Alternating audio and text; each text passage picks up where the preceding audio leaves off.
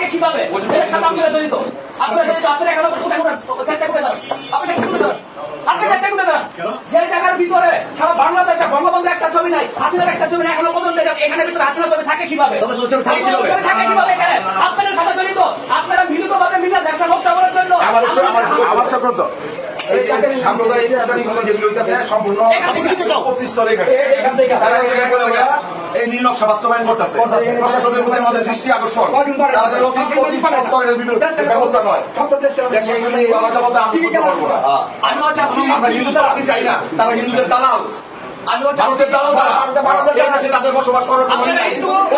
অধিকার নাই সাংবাদিক ভাইরা যদি দালাল না যদি আজকে পর্যন্ত শেখ হাসিনা আগামীর শেখ মুজিবুর রহমানের ছবি লালন করে আজকে তার উপর বসে আছে এটার ব্যাপারে প্রশাসন আসু দৃষ্টি দিব নয়তো আমরা হাতে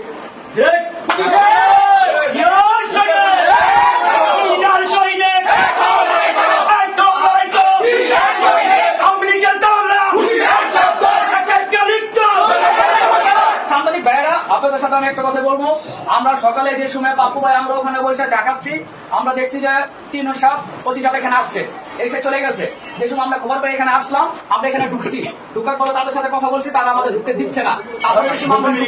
ঢুকার পরে আমি যে সময় ঢুকার পরে দেখলাম এখানের ভিতরে এখনো পর্যন্ত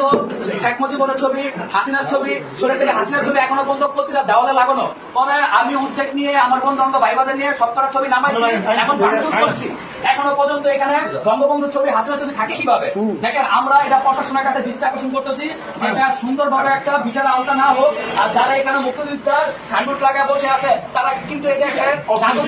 নাগরিক পরিচয় দিচ্ছে তারা এই দেশের নাগরিক না তারা হচ্ছে হাসিনা দূষণ তারা হচ্ছে আওয়ামী লীগের দালাল তারা হচ্ছে ইন্ডিয়া দালাল তাদের বিরুদ্ধে ব্যবস্থা না হোক আর এই অফিসটা বন্ধ থাকবে সাংবাদিকদের অফিসটা বন্ধ থাকবে আর এখানে যে পরিচয় দিচ্ছে সে কমান্ডার সে কিন্তু হাসিনা দালাল আমি এখানে সে সব ছবি পাইছি আপনারা আসেন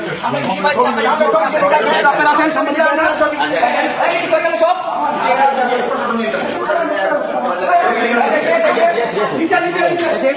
আপনারা একটু নিচে ভিডিওটা দেখেন সাংবাদিক ভাইরা দেখেন এখানে পর্যন্ত কিভাবে থাকেন আমি হুমান বলছি বঙ্গবন্ধু যুবদলের সাংগঠনিক সম্পাদক থেকে আমি সব আলোচনা করছি এখন পর্যন্ত থাকে কিভাবে এখানে মধ্যে বঙ্গবন্ধু ছবি সব এখানে ভিতরে আছে আর আমি তো না করছিলাম ভিতরে সব লাগানো ছিল দেখেন এখনো পর্যন্ত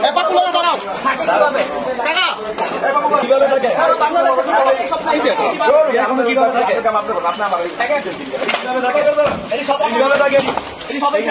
সবাই ভাঙচুর করছি কিভাবে এখনো পর্যন্ত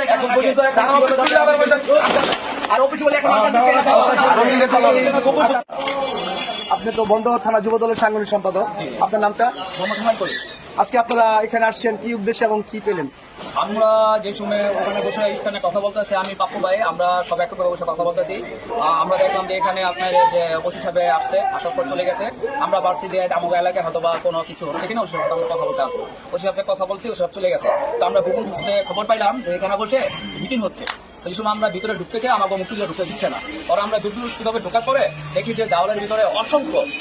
হাসিনার ছবি বঙ্গবন্ধুর ছবি ছিল না তাদের প্রশ্ন করলাম যে এখনো দেড় স্বাধীন 5 মাস এই ছবিটি এখনো বন্ধ থাকে কিভাবে তারা আমাদের বাধা দিচ্ছে ছবিটি ভাঙার জন্য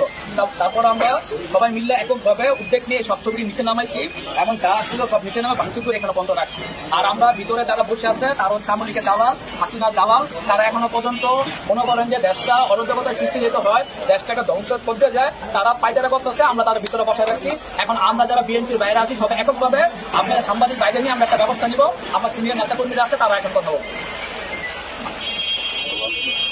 আসলে এই জিনিসটা এখন তো সারা বাংলাদেশে একটা ষড়যন্ত্র আমাদের হিন্দু ভাইরা যারা যারা আছে তারা নিরাপত্তা আছে একটা পার্শ্ববর্তী দেশ এই সরকারকে এবং বাণিজ্যকে সমালোচনা করার জন্য বিশ্বের কাছে ভাবমূর্তি বাংলাদেশে নষ্ট করার জন্য একটি চক্রান্ত হচ্ছে সেই চক্রান্তের একটি অংশ হচ্ছে আজকের এই মুক্তিযোদ্ধা তথাকথিত মুক্তিযোদ্ধাদের মিটিং এই মিটিং এর মাধ্যমে তারা এই অত্র অঞ্চলে কিন্তু হিন্দু অধ্যুষিত লোক আছে ইস্কন আছে এবং এই ইস্কনদের নিয়ে একটা আমার মনে হয় এখানে বড় একটা ষড়যন্ত্র এটা হচ্ছে আমি আমার উদ্যোগন যারা নেতাকর্মী নেতা আছে তাদেরকে অবগত করেছি বাকি বিষয়টা তাদের উপরে সিদ্ধান্তের উপর আমরা সিদ্ধান্ত নেব এখনো শুনছি তারা এই জায়গায় আছে দেশের এই পরিস্থিতিতে এখন তাদের সিদ্ধান্তের উপরে অফিস সভা আসছে অফিস সভার সাথে আমি কথা বলবো তিনি এই ব্যাপারটা কতটুকু অবগত আছে পিউনো সভা আসছিল কথা বলতেছি এবং এই ব্যাপারে আপনাদেরও সাংবাদিক যারা আছেন তাদেরকেও সহযোগিতা কামনা করতেছি। আসলে সত্য জিনিসটা উদ্বোধন করা দরকার। বাংলাদেশে কোনো একটা হিন্দু সম্প্রদায়ের উপর কোনো নির্যাতন হয় নাই, অথচ ভারতীয় মিডিয়া করলে দেখা যায় যে খুব খারাপ অবস্থা। আপনাদের এই জায়গায় ভূমিকা আছে, যে এই জায়গায় আসলে ষড়যন্ত্রটা কি আপনারা উদ্বোধন করবেন। কারণ এখন একটা কথা হচ্ছে, বিএনপি কোনো কিছু বললে বা আমরা কোনো কথা বললে সেটাকে নেগেটিভ ভাবে দেখা হয়। তা আপনারা তদন্ত করবেন, যেটা সত্য সেটাই প্রকাশ করবেন। এগুলো আমার বক্তব্য শেষ। আসসালামু আলাইকুম। আর উদ্ধার কিছু না, কি আছে মাঝখানে দেন। সঙ্গে থেকে রাখবো আমরা উঠে তো আনতে